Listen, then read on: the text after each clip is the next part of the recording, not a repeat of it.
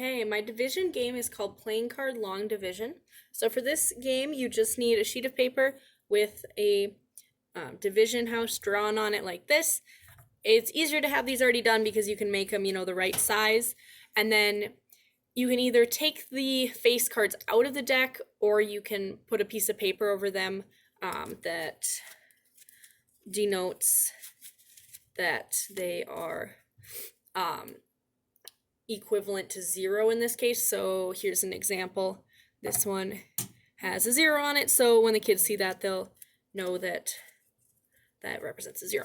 So for this game, the kids will flip cards, and the first one will go on the outside of the house. That's the divisor.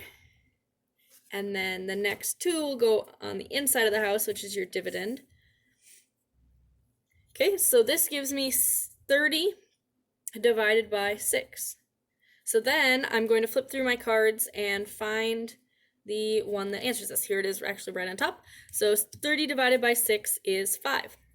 So these are fun. You can have the kids do remainders if you want, if they're at that point, or you can just have some like sample problems like 30 divided by 6, and have them sort through the cards and find, like there, 24 divided by 8, and they lay it out like that, and then they still have to solve it for 3, something like that. This one is really cool. It has so many different, ways that you can differentiate it to meet the needs of your kids.